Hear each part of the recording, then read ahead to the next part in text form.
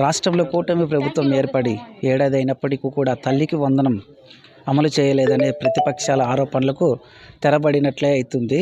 ఎందుకంటే గత ఎన్నికల్లో సీఎం చంద్రబాబు నాయుడు ఏదైతే సూపర్ 6 పథకాలను ప్రవేశపెట్టారో ఆ పథకాల్లోని తల్లికి వందనం పథకాన్ని ఇవాళ అమలు చేయడం జరిగింది.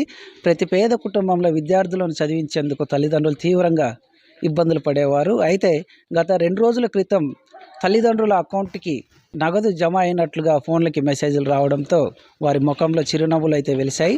ప్రస్తుతం మనం ప్రకాశం జిల్లా పెద్దారవీడు మండలం శివాపురంలో ఉన్నాము.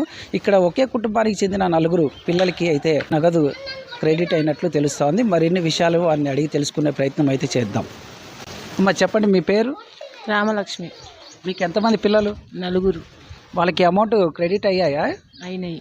లో పిల్లలకి ఎంతమందికి అమౌంట్ పడాయి, ఇప్పుడు ఎంతమందికి పడుతున్నాయి? గతంలో ఒకరికి పడాయి, ఇప్పుడు 4కి పడుతున్నాయి. మీరు ఎలా ఫీల్ అవుతా ఉన్నారు? ఆనందంగా ఫీల్ అవుతున్నాను, సంతోషంగా. మీ వారు ఏం చేస్తారు? రైతు, వ్యవసాయం. మీరు? మేము కూడా వ్యవసాయమే. చదివడానికి ఇబ్బంది ఉండేది. ఇప్పుడు లోకేష్ డబ్బులు పడినందుకు మాకు చాలా ఆనందంగా ఉంది. 4ని బాగా చదివించుకుంటున్నాము. నారా లోకేష్కు, నారా చంద్రబాబు నాయుడుకి మా ధన్యవాదాలు. ఎలా ఉన్నారు తల్లికి వందనం వచ్చిన దానికి? హ్యాపీగా ఫీల్ అవుతున్నాం. పేద కుటుంబం నుంచి వచ్చాము. మా తల్లిదండ్రులకి తల్లికి వందనం పడినందుకు చాలా హ్యాపీగా ఉంది. ఇంతకు ముందు 4గురిని చదివడానికి చాలా కష్టపడ్డాడు. ఇప్పుడు లోకేష్ మా అమ్మ డబ్బులు వేసేసరికి మా అమ్మ మా నాన్న మమ్మల్ని చదివిస్తున్నారు. నారా చంద్రబాబు నాయుడికి, లోకేష్ మామకి నా ధన్యవాదాలు తెలుపుకుంటున్నాను. రాష్ట్ర ప్రభుత్వం ఎంతో ప్రతిష్టాత్మకంగా తీసుకొచ్చిన ఈ పథకానికి తల్లిదండ్రులు ఎంతగానో సంతోషపడుతూ ఉన్నారు. అన్న చెప్పండి అన్న, మీకు ఈ విధంగా మీ ఊరు మీ కుటుంబీకులకి ఇలా తల్లికి వందనం రావడం వల్ల మీరు ఏ విధంగా అయితే ఫీల్ అవుతా ఉన్నారు? తల్లికి వందనం పథకము ఎంతమంది బిడ్డలుంటే అంతమందికి కూడా మేము 15,000 రూపాయలు ఇస్తామని మాట ఇవ్వడం జరిగింది. ఈరోజు ఆ మాట నెరవేర్చుకున్నారు.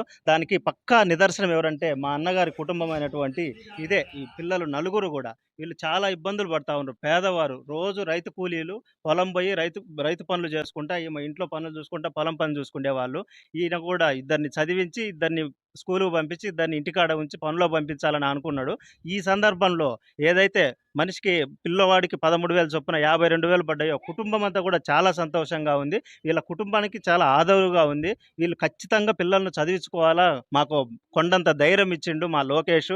సో ఆయనకి ఎప్పటికి కూడా కృతజ్ఞులమై ఉంటామని చెప్పి వీళ్ళు ఊరువాడ గ్రామస్తులందరికీ కూడా తెలియజేసి వాళ్ళ ఆనందం వ్యక్తం చేస్తున్నారు. ఇంట్లో ఒక్కరినే చదివించాలనే ఆలోచనతో తల్లిదండ్రులు ఉండేవారని విద్యార్థులు అయితే చెప్తా ఉన్నారు. ఇప్పుడైతే తల్లిదండ్రులకి అకౌంట్కి అమౌంట్ రావడంతో 4గురిని చదివించుకోవడానికి మాకు ఎలాంటి ఇబ్బందులు లేవనేసి తల్లిదండ్రులు సంతోషాన్ని వ్యక్తం చేస్తూ అటు సీఎం చంద్రబాబుకి, డిప్యూటీ సీఎం పవన్కి, విద్యాశాఖ మంత్రి లోకేష్కు కృతజ్ఞతలు తెలుపుతున్నారు. కెమెరామ్యాన్ రాజేంద్రతో రాజ్ కమల్, మార్కాపురం.